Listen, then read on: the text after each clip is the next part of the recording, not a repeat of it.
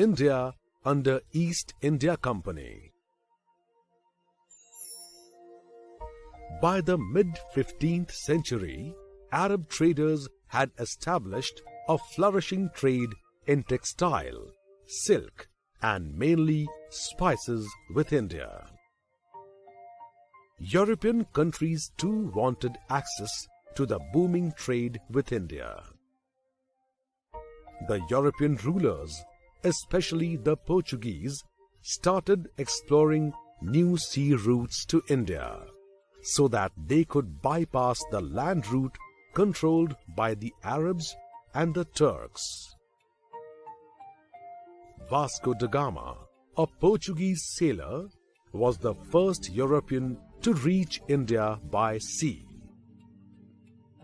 He reached Calicut in 1498 after going around the tip of Africa. The Portuguese captured Goa by 1510. They later also got hold of Diu Daman.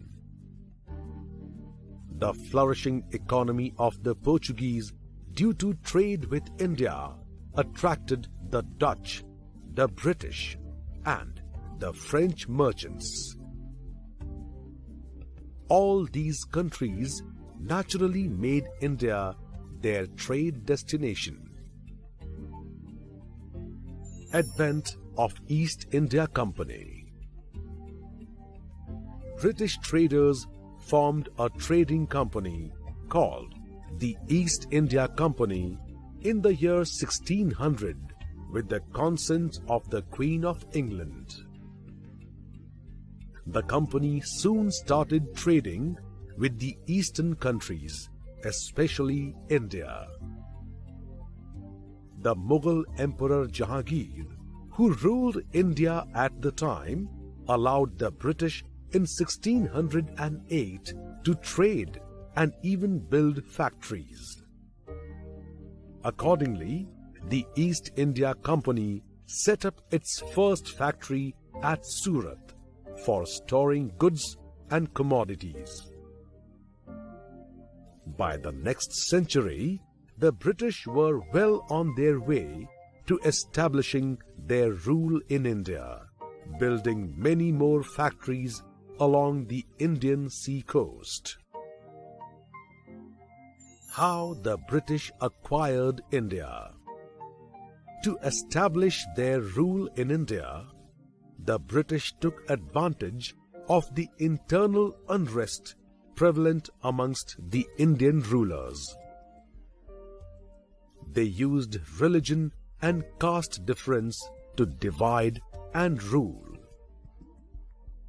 They expanded their reach and rule in India by defeating the Indian rulers.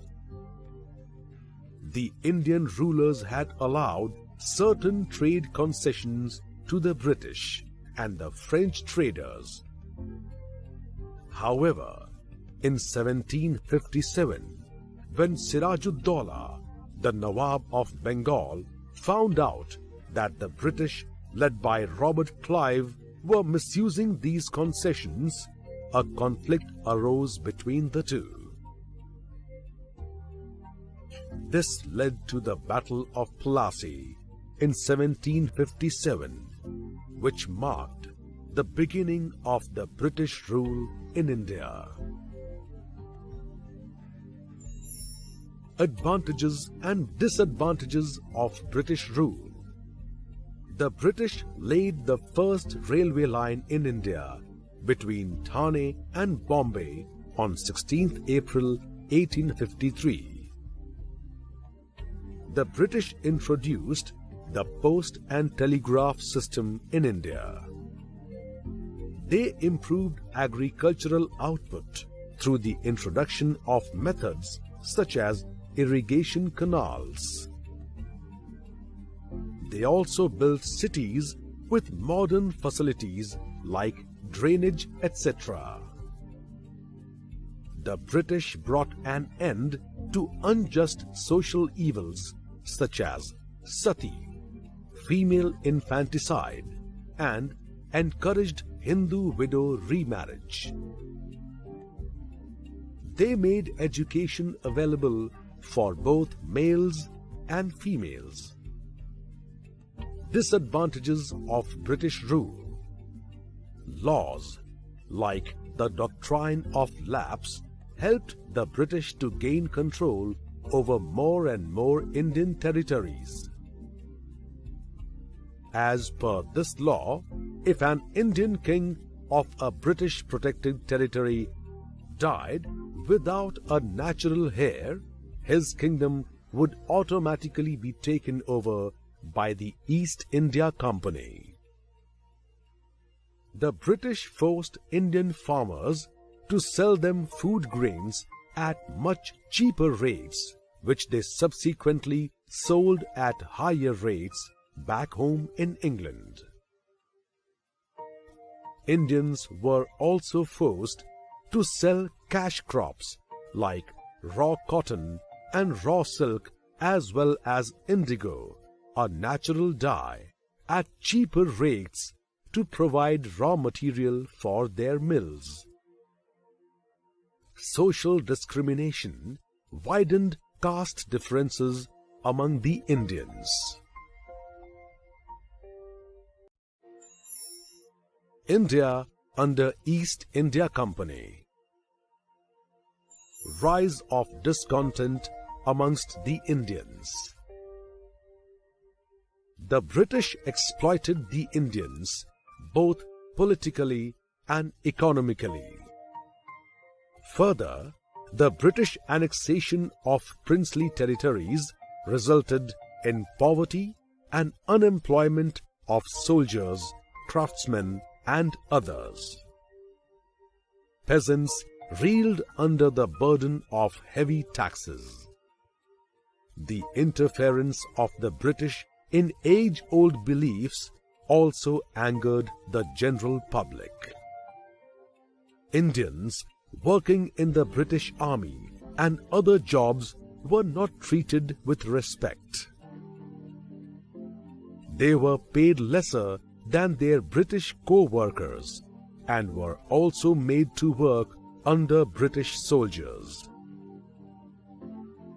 They were also forbidden from following religious rituals like putting tilak or growing beard and mustaches. This created a feeling of hurt and outrage among the people. The Mutiny of 1857. The siphoning of wealth and uprooting of native industries by the British led to discontent and unrest amongst the Indian people. This finally resulted in the Uprising of 1857. The British introduced Enfield rifles, the cartridges of which were lined with animal fat, that is, cattle and pig. The sepoys were required to bite off the cartridge covers. On 29th March 1857, Mangal Pandey, an Indian sepoy in the British Bengal cantonment of Barrackpore, objected to biting off the cartridge covers, as it was against the religious beliefs of Indians. He fired at a British officer, for which he was arrested, tried, and executed. His execution angered other sepoys and resulted in a huge revolt of 1857 by the sepoys of North and Central India. The revolt spread to the Meerut Regiment, which marched to Delhi on May 11, 1857, to proclaim the Mughal Emperor Bahadur Shah as the Emperor of India. It then spread further to Agra, Kanpur, and Lucknow. Nana Sahib Peshwa Tatya Tope, Rani Lakshmi Bai of Jhansi, and Begum Hazrat Mahal of Awadh led an uprising in their respective kingdoms.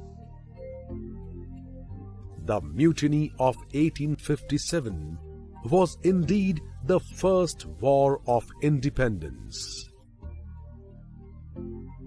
However, the British crushed this uprising because of a well-trained army, perfect coordination in military operations, and modern means of transport, arms and ammunition. Reasons of failure of the 1857 uprising: